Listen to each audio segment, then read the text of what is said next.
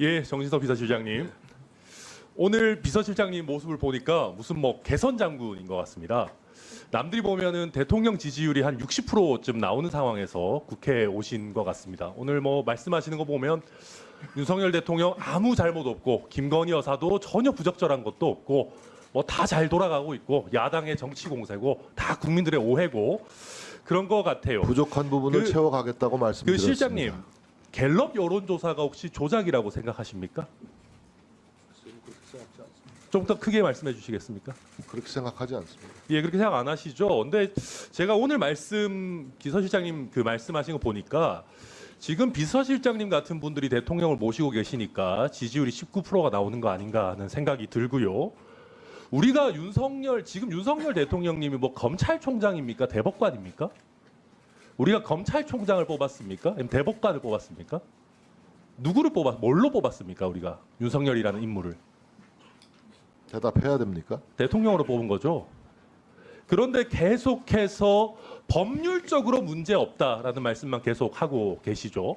대통령이 국민 앞에 정치적인 책임, 도의적인 책임을 먼저 져야 됩니까? 아니면 법률적인 책임만 없으면 뭔 부적절한 행위를 해도 법적으로만 문제 없으면 뭐 상관없다라고 해도 되는 겁니까? 사안마다 다르겠죠. 당연히 정치적, 도의적 책임, 국민에 대한 도리를 다 해야 되겠죠. 그렇지 않습니까? 어떤 상황에서 어떤 사안에 관한 문제인지를 따져봐야 될 겁니다. 자, 지금과 뭐 같은 볼게요. 예, 알겠습니다. 이 심화된 정치 양극화 속에서 저는 윤석열 정부가 박근혜 정부의 탄핵에 있어서 좀 잘못된 교훈들을 얻었던 게 아닌가 하는 생각도 들거든요. 저는 어떤 정권이든 우리 법적으로 문제 없으니까 괜찮은 거 아니냐, 야당 왜 이러냐라는 소리 하는 순간부터 날아간다라고 생각을 합니다. 그리고 지금 많은 국민의힘 의원들도 야당이 탄핵몰이를 한다, 선동한다라고 하는데 아까 어떤 의원님도 말씀하셨지만은 그때나 지금이나 우리나라 야당 그렇게 유능하다라고 생각하지 않습니다. 저는 야당이 문제가 아니고 윤석열 대통령이 문제시고 김건희 여사가 문제시고 사실 보좌하시는 분들이 문제라고 생각하고요. 그리고 지금 야당이 아니라 국민을 두려워해야 되는 겁니다. 근데 지금 보십시오. 자, 오늘 제가 들으면서 정말 기가 찼던 게요. 지금 아까 우리 윤석열 대통령과 명태균 씨 통화 녹취와 관련해 가지고 법적으로 무슨 문제 있냐라고 하셨죠. 근데 국민들이 대통령이 공천과 관련해서 명태균 씨랑 이야기하면서 뭐 김영선 뭐 얘기하면서 공관위 얘기 나오고 다 뭐 그때 당에서 뭐 딴소리 하네. 이런 얘기 하는 거 들으면서 어떻게 느끼셨을 것 같아요? 국민들은 어떻게 받아들이셨겠습니까? 답변해 주십시오. 아무 문제 없고 우리 대통령이 정진석 실장님 말씀대로 아주 적법하게 뭐 대통령도 아니고 당선인이니까 아무 문제 없다. 그렇게 판단하셨겠습니까? 국민들마다 판단이 다르실 걸로 생각됩니다. 실장님 판단은 어떠십니까?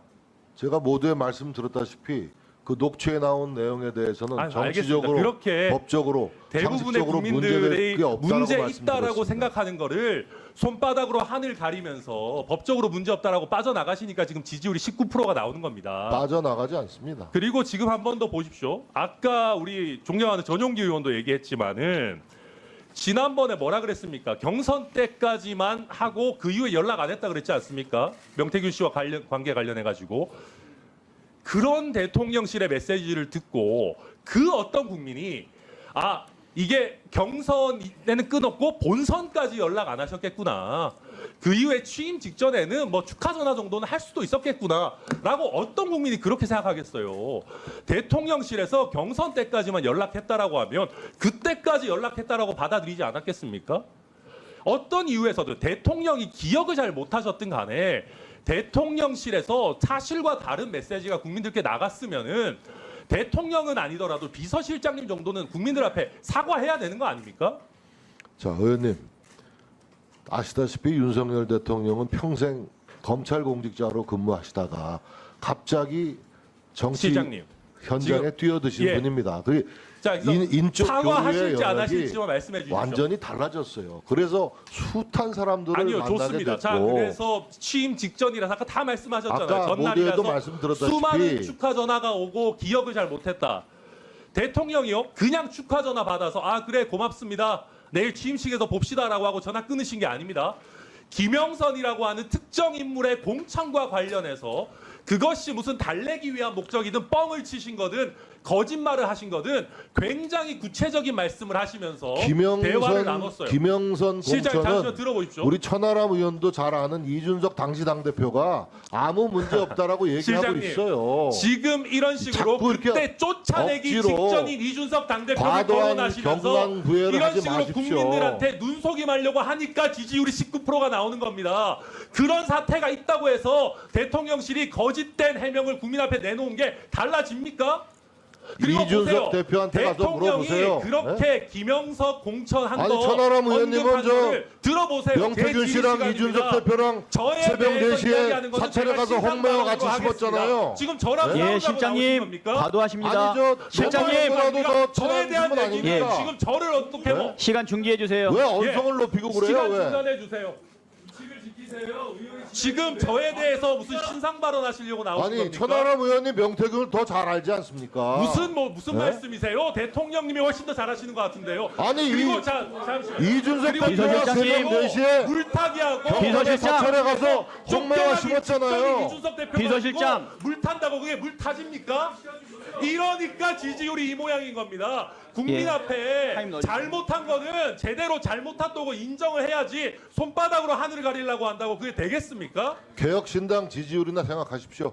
아 지금 장난하시는 저 뭐 하시는 겁니까? 저희 지지율은 저희 지금 개혁신당 지금 국정감사 하시는 겁니까? 위원장님 사과하지 자, 잠깐 시간 좀 멈춰 주세요. 자 사과하십시오. 사과하지 아니에요. 저기 천하람 의원님, 사과 못합니다. 천하람 의원님. 야 아까 금주라고 그랬죠? 그 금주를 내는 거예요 방금. 지금 자, 잠깐만요. 예, 천하람 의원님. 예. 지금 질의한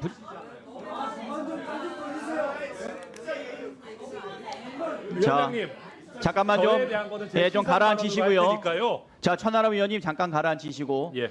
저 우리 정진석 실장님, 저 5선 국회의원이신데 지금 국회에 기간 증인으로 오셔가지고 그렇게 말씀하시면 안 될 거라고 보이고요. 잠깐 좀 더 가라앉히신 다음에 시작하도록. 자, 1분 넣어주세요. 네, 예, 시장님. 예. 계속 다시 예, 예. 질문 시작해 주십시오. 시장님. 자, 대통령께서 이 정도로 굉장히 중요한 통화를 한 걸 기억을 못 하셔서 제대로 브리핑을 못 했다고 합시다. 아마 그런 취지로 말씀하신 것 같아요. 그렇습니다. 그 정도로 대통령 기억력이 안 좋으시면 우리가 대통령을 믿을 수 있겠습니까? 아까도 말씀드렸다시피 취임식 전날은 수없이 많은 전화를 축하 전화를 받는 날입니다. 근데 잠시만요. 그런 상황을 좀 한번 생각해 주시면 이해가 예. 가실 거라고 근데 생각합니다. 실장님, 이게 우리가 긴 통화도 한번, 아니었고요. 한번 잠깐만 들어보십시오. 이게 우리 국민들이 느끼는 거 한번 보시겠어요? 지금 실장님께서는 그날은 당선인이니까 법적 문제 없다. 취임 전이다. 근데 하루만 지나면 대통령이 당선 취임하신 분이고 실제 취임하셨잖아요. 대통령 취임 전날에 국민들 입장에서는 대통령이 대통령실의 설명에 의하더라도 누군지도 모르는 정체불명의 인물 같은 사람한테 여당의 공천과 관련해서 지금 실장님의 설명에 의하면 책임지지도 못할 그냥 정치인이면 응당하는 것 같은 얘기들을 그런데 굉장히 묘하게 구체적으로 하고 있어요. 뭐 공천 공관위의 얘기를 들었다. 내가 나는 김영선이 해주려고 하는데 대통령의 당선인의 의견 표명까지 있고 근데 당에서 뭐 이런저런 얘기가 나오네. 피드백까지 얘기가 나옵니다. 이런 얘기를 하는 거를 녹취가 나왔잖아요. 이런 거를 보는 국민들이 이거 보고 즐거우실까요? 우리 대통령이라는 분이 대통령 취임하는 국민들 앞에 엄숙하게 선서하는 바로 전날에 국민들마다 이렇게 판단이 여당의 다르시겠죠. 공천과 관련해서 대통령실의 설명에 의하더라도 부적절한 인물과 관련해서 이렇게 논의하는 거에 대해서 국민들 앞에 어떻게 느끼는지를 보시고 적절하게 송구하다 사과하다 최소한 국민들 마음에 맞는 얘기는 해줘야 되는 거 아닙니까? 이러니까 지금 지지율이 이런 뉴스 아니냐 제가 말씀드리는 거예요. 아니 지금 뉴스에도 나와요. 그 문제의 녹취가 임의로 조작된 듯하다는 전문가의 얘기가 나오고 있습니다. 예? 이게 도대체 녹취된 부분도 부정하다. 자, 그럼 저도 좀 말씀을 드려도 되겠습니까, 의원님? 자, 이 문제의 본질은 뭡니까? 예, 신장식 의원님. 대통령이 부적절한 예. 불법 선거 개입, 공천 개입을 했다는 게 문제의 본질 아닙니까? 그렇잖아요, 의원님.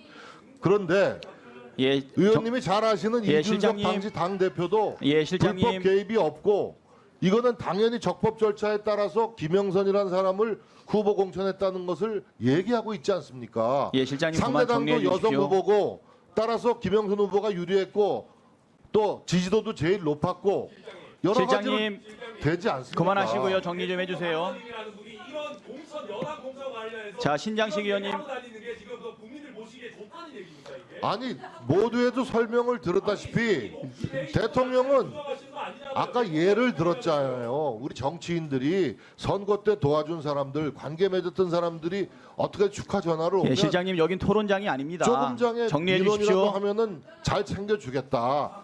잘 알아보겠다라고 좋게 듣기 좋게 얘기하는 거고 그런 덕담 차원에서 얘기를 건넨 것이라고 설명을 실장님. 드렸지 않습니다. 실장님 정리해 주시고 이제 그만하십시오. 아니 왜 제 설명은 왜 이해를 안 하시고 자꾸 왜 의원님 주장만 하십니까?